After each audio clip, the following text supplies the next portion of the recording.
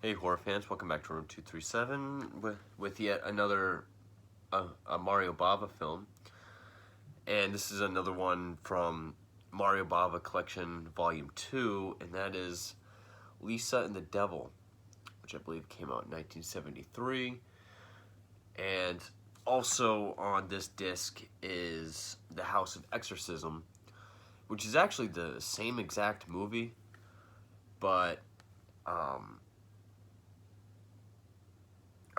believe it was Bava and Alfredo Leone got together shortly after The Exorcist came out, shot some House of Exorcism, added an exorcism and possession element to Lisa and the Devil, and released it as an Exorcist sort of cash-in.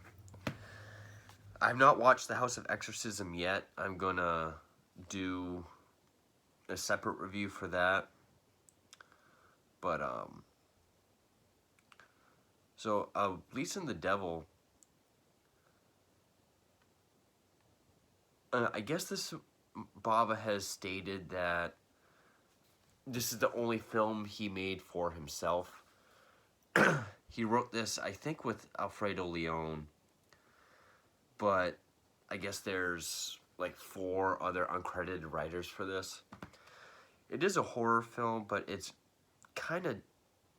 very different. It's a Spanish-Italian film, and it's quite different from his other films. It's not that his other films are straightforward, but this one's kind of confusing. Like, there's a lot of symbolism. There's a lot of twists and turns the film makes. It's not at some possible a purposeful ambiguity. I'm not even 100% on the things that happen in this movie, but it stars Telly Savalas and Elke Summer. Elke Summer was previously in Bava's Baron Blood, which I enjoyed. I think this is the film in which, Bava likes the most. A lot of people really like this film. And, I would say I liked it. It's kind of hard to review because it is one of those movies where it probably would take multiple viewings to truly understand. I'm comfortable with admitting I don't know 100% what was going on with this film. What I got from it probably isn't right at all. I do know that Elke Summer plays this woman, Lisa, in an American tourist visiting Spain. She's with a tour group. They're at this one art place, and she sees a painting of some rendition of a demon or the devil. And it kind of creeps her out, and she ends up away from her tour group in this antique shop, where she sees this bald man played by Telly Savalas. He's buying this human dummy of some sort. She leaves. She tries to buy a carousel, like a little carousel. She leaves the antique shop, and she comes across this mustachioed man who resembles the dummy that Savalas was just buying. And it appears like he's following her, and he keeps calling her Elena or Elena, saying, "You're my Elena, you're, kind of like, you're my lover, I found you," or whatever. Creeps her out. She tries to fend him off, I guess in self-defense. He falls downstairs and dies.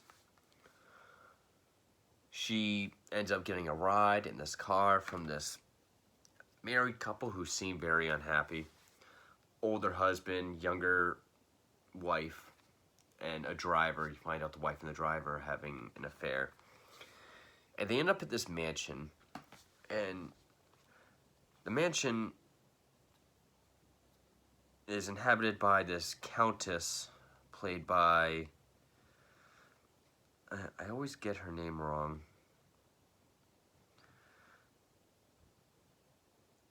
Alida Valli, which she was the one of the head teachers at or the one that always had like the bun in her hair in Suspiria.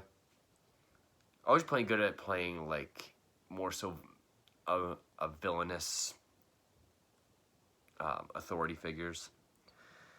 And she's blind, a blind countess, and her son Maximilian, played by Alessio Orano.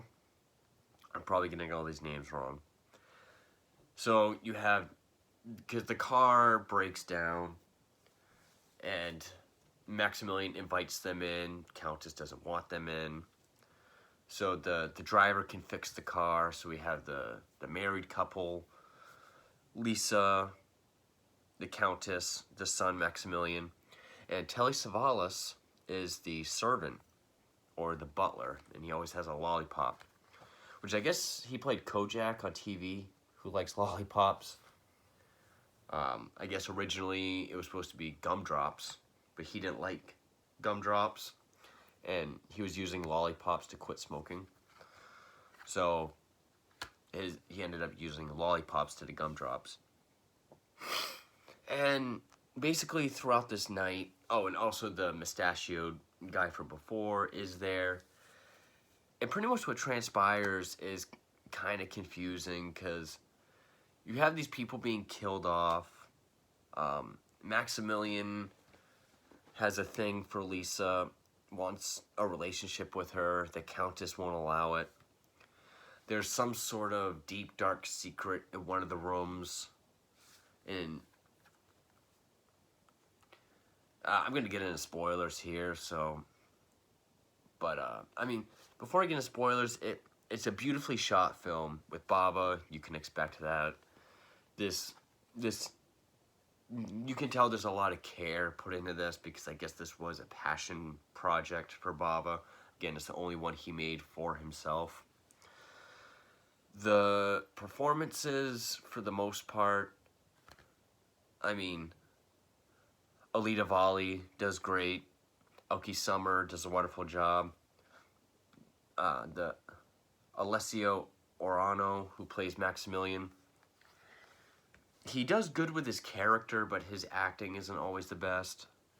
But as always, the music and the cinematography is top-notch. Apparently, Telly Savalas is playing either a demon or the devil himself. And people that are being killed off, there's dummies of all of them. And I had a really hard time sort of gathering. I guess the secret in one of the rooms is the woman, Elena, that we've heard about, who I'm guessing was like a...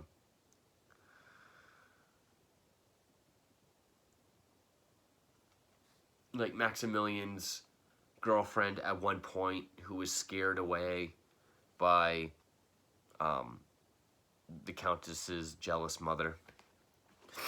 Which originally, I guess, Bava wanted Anthony Perkins to play Maximilian, but where the character is dominated by his mother, Norma Bates type character, he was persuaded as like, no, this can be a little too close. But the secret is he has the skeleton of Elena that he hid in there, and her ghost haunts the room. And it all pretty much just culminates to all the dead bodies moving around, which we know is Telly Savalas as Leandro, the servant. But he's always moving the bodies around. I'm guessing all the characters are damned and meant to relive their deaths over and over again. It's confusing, but you do have some really creepy parts. Like, I loved the ending, even though I was confused as hell by the ending, where Maximilian's finally killed. Like, he confesses all his crimes and wrongdoings to his mother, whom he then kills. But then Leandro's like walking the body towards him. He falls out the window and lands on a metal fence. But as he's doing that, you know, all the people that have been killed throughout the film are sitting at the dinner table. They're all looking at him. And he's looking at his mother coming towards him, but when he looks back, all the dead people, their heads are like turned towards him. Very creepy. Like the creepy scenes are well done. Lisa has a lot of weird nightmares and dreams. I can't really give it a fair review because I should have watched it a couple more times, but this is my initial review. Because Lisa eventually does leave, or she wakes up because she's drugged by Maximilian, whom he believes is Elena, even though he has the skeleton of Elena there. And he strips her naked while unconscious, proceeds to rape her, but then he hears laughter, which I guess is Elena's ghostly laughter, laughing at him.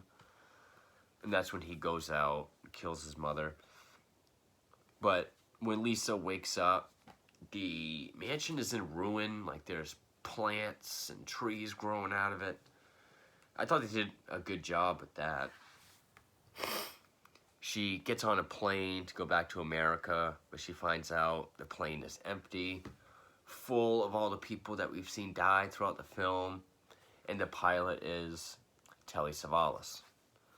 And then we see Elke Summer dead. Was she supposed to be Elena? I think she was. Some form of reincarnation or doppelganger of Elena. Leonardo has like claimed her soul. So, and I know when this came out, a lot of people talked about how confusing it was, but how well the film is made very well. I can give it that. I don't know if it's just my lack of attention, or I also like how, because if you look at the story of Lucifer, he was a servant of God. Of course, he rebelled. But if he's supposed to be the actual devil himself, he's working as a servant for this woman who's pretty much a godlike character to her son. But, you know, I thought it was well made. Feel free to fill me in the comments below. Just don't talk to me like I'm a dumbass.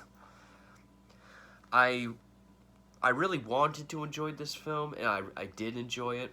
Just, I found the plot either hard to follow or confusing in some areas. I won't be watching The House of Exorcism right off, but it will be part of this Bava marathon. I have heard that Lisa and the Devil is the superior version, and that they should have just done a separate House of Exorcism film. In fact, it even kind of hurt it a little bit. But, you know, that's the best I can do right now for Lisa and the Devil. Sort of a confusing plot, but, you know, looks beautiful. The cinematography is striking, as always. The acting, for the most part, is well done. You know, I don't think it's convoluted. I just think there's just either some things I missed or just some things that weren't as well explained. But yeah, Mario Bava's 1970, I thought it was 72, but I guess it's 73. This is saying 74. It says released in Spain in 1974. House of Exorcism was 75. But, okay, for some reason I was thinking 73. But anyway, Lisa and the Devil. Thank you for watching.